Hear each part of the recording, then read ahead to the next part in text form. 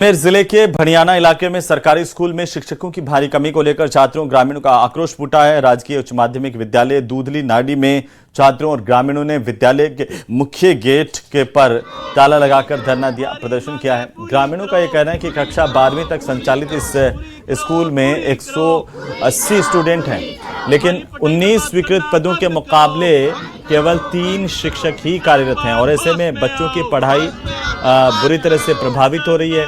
प्रदर्शनकारियों का यह भी आरोप है कि कई बार प्रशासन को, शिक्षा विभाग को इस हालात से अवगत करवाया गया। मांग की गई कि यहां पर टीचर लगाए जाएं। पूरा का पूरा स्कूल सिर्फ 3 टीचर्स के भरोसे चल रहा है, जहां 180 से ज्यादा स्टूडेंट्स बताए जा रहे हैं। और लोगों का आरोप है कि बार बार विधायक जो प्रशासन है, शिक्षा विभाग है, उसको बार बार सूचना देने के बावजूद, मांग करने के बावजूद कोई एक्शन नहीं हुआ है, टीचर्स नहीं लगाए गए हैं और नतीजा ये कि ग्रामीणों को अब बच्चों के साथ आंदोलन करना पड़ रहा है। उच्च माध्यमिक विद्यालय दूधली नाडी में हमारे यहाँ पर सर नहीं, 19 सरों की जरूरी है, 3 सर ही है। सरकार से ये निवेदन है, हमारी पढ़ाई बर्बाद हो रही है। ग्रामीणों और स्कूल के जो विद्यार्थी उनके द्वारा तालाबंदी की गई है, जिसमें प्रमुख मांग ये है कि 19 विद्यालय में पद है, जिसमें 3 ही टीचर और 1 नॉन टीचिंग स्टाफ है और स्कूल 12वीं तक है। और मैं प्रशासन से विशेष कर निवेदन करना चाहूँगा कि बच्चों के भविष्य को सुधारें। अगर आप एक तरफ से नई तरह की योजनाएं चलाते हैं तो बच्चों को हम किस तरह से आगे बढ़े, जैसे विकसित राजस्थान और विकसित भारत जैसे हम योजनाएं नई लेके आ रहे हैं। और बच्चों के पढ़ाई के लिए यहाँ पे शिक्षक ही नहीं है। 12वीं तक स्कूल है, 3 दिन के अंदर 1 क्लास लगती है, वो भी 3 टीचर है जो अपनी मेहनत से बच्चों को पढ़ा रहे हैं। 180 जनों का एनरोलमेंट है और सिर्फ 3 अध्यापक है।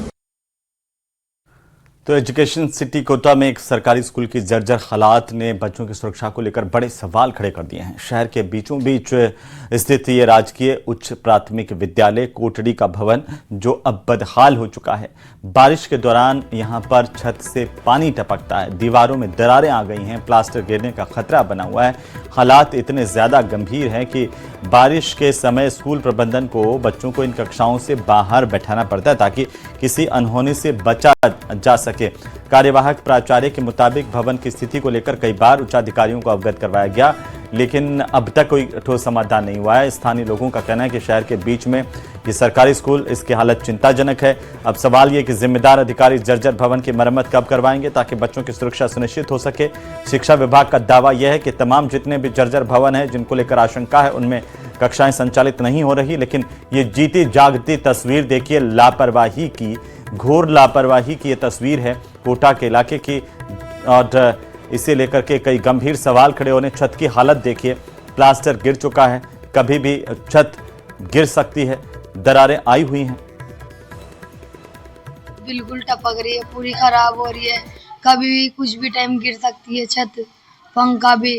तो इस डर की मारी हम डर के बैठते हैं नीचे, स्कूल भी नहीं आते, कभी कभी तो पानी टपकता है। तो हमारी छत पूरी खराब हो रही है, जर्जर हो रही है और हमें बहुत डर लगता है बैठने में।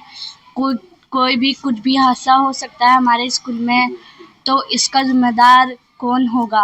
मैं 15-20 साल करीब हो गया, मैं इसका समिति का मैं अध्यक्ष भी हूँ। और मैंने हर व्यक्ति को, कल्पना देवी से भी बोल दिया मैंने लाडपुरा क्षेत्र में, और मैं हर पार्षद से बोलता हूँ। जो शिवानी अपनी जो पार्षद है उसने किसी काम का भी काम नहीं करते हैं। पारंपरिक जल स्रोतों के संरक्षण और जल संचय को बढ़ावा देने के लिए नगर निगम ने एक विशेष अभियान चलाया है। जल संचय जल बचत अभियान के तहत शहर की प्राचीन बावड़ियों, कुओं और कुंडों समेत अन्य जल स्रोतों के पुनर्जीवन का काम किया जा रहा है। अभियान के तहत 48 बावड़ियों समेत अन्य जल संरचनाओं की सफाई, उनका सौंदर्यीकरण किया जाएगा। और इसी क्रम में कंसुआ के शिव मंदिर पर एक प्राचीन कुंड में सफाई अभियान चलाया गया। इस दौरान लोगों को स्वच्छता, पर्यावरण संरक्षण और जल बचाने के प्रति जागरूक किया गया है।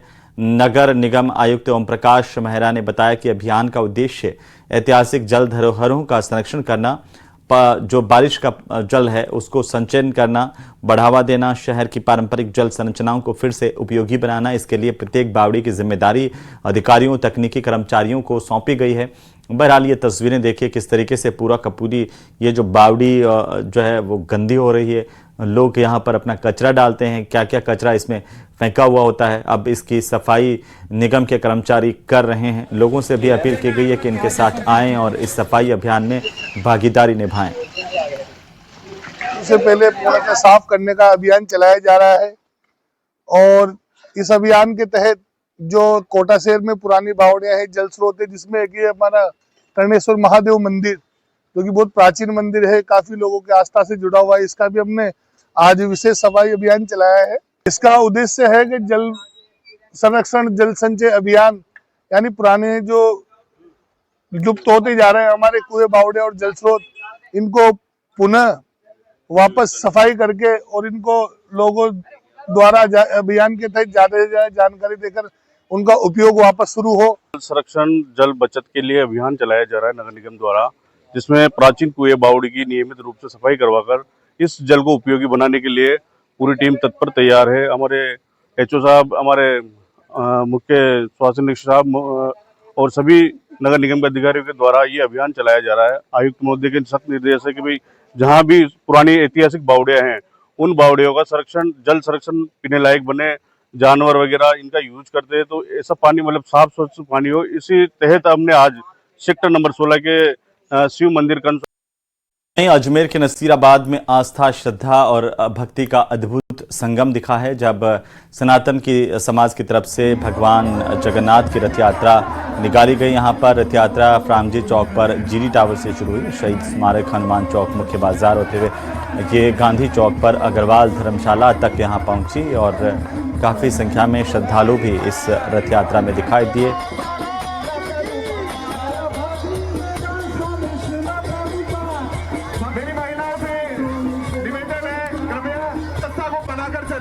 झुंझुनू के चिड़ावा के चर्चित ट्रायल रूम वीडियो कांड में पुलिस ने एक और बड़ी कार्रवाई की है। मामले में मुख्य आरोपी शाहरुख शेख के बाद अब उसके चचेरे बड़े भाई अजरुद्दीन शेख को भी गिरफ्तार कर लिया गया है। पुलिस जांच में सामने आया है कि ट्रायल रूम में बनाए गए महिलाओं के वीडियो शाहरुख अपने भाई अजरुद्दीन को व्हाट्सएप के जरिए भेजता था। पुलिस अब अजरुद्दीन के मोबाइल की भी जांच करेगी, जिससे पता लगाया जा सके कि वीडियो किसी अन्य व्यक्ति को भेजे गए, उनका कहीं दुरुपयोग किया गया। वहीं मुख्य आरोपी शाहरुख की जमानत याचिका राजस्थान हाईकोर्ट से 2 बार खारिज हो चुकी है और पहले से न्यायिक अभिरक्षा में भी है। पुलिस ने शाहरुख के मोबाइल को एफएसएल जांच के लिए भी भेज दिया है। इसमें डिलीट किए गए वीडियो और अन्य डिजिटल साक्ष्यों की पड़ताल भी की जाएगी। पुलिस अब ये भी जांच कर रही है कि आरोपी कितने समय से इस तरह की गतिविधियों में शामिल था और क्या अन्य वीडियो भी बनाए गए थे। गिरफ्तार अजरुद्दीन को आज कोर्ट में पेश किया जाएगा, जहां पुलिस रिमांड की मांग कर सकती है। हमारे संवाददाता झुंझुनू से जुड़ गए हैं कृष्ण सिंह शेखावत। अजरुद्दीन को गिरफ्तार करने के साथ ही कोर्ट में आज पेश किया जाएगा। कितने दिन की रिमांड की मांग पुलिस कर सकती है?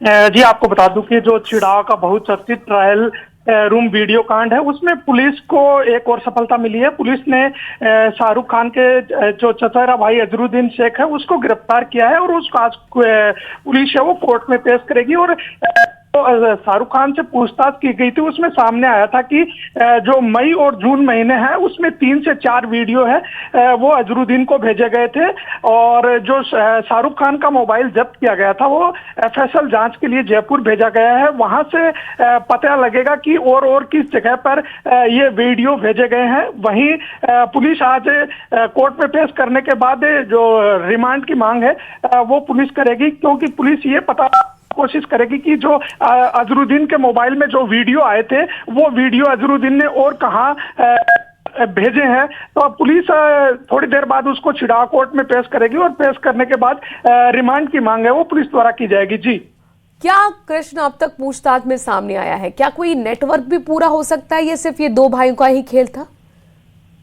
जी, पुलिस की अब तक की जांच में सामने आया है कि मई और जून का महीना है उसमें जो शाहरुख खान है उसके द्वारा वीडियो बनाए गए थे और ये वीडियो है उसके चचेरा भाई जो किराने की दुकान की संचालन करता है उसको भेजे गए थे। अब पुलिस है वो अजरुद्दीन का मोबाइल भी जब्त करेगी, साथ ही जो एफएसएल जांच के लिए जो शाहरुख खान का मोबाइल भेजा गया है उससे कितने वीडियो बने हैं, डिलीट हुए हैं या और कहीं किसी अन्य भेजे गए हैं उसका भी वहां से रिपोर्ट आने के बाद पता चलेगा। तो पुलिस अब पूरे जांच कर रही है और साथ ही पता लगाने की कोशिश कर रही है कि एक पूरा नेटवर्क कैसे संचालित कर रहा था और अब तक कितने वीडियो बने हैं। तो ये जो मोबाइल की जो जांच होगी उसमें ही पूरा निकल कर आएगा कि कितने वीडियो बने हैं और कहां कहां भेजे गए हैं। जी शुक्रिया कृष्ण, तमाम जानकारी हम तक पहुंचाने के लिए। चर्चित ये पूरा मामला है जिसमें अब एक्शन लगातार जारी है।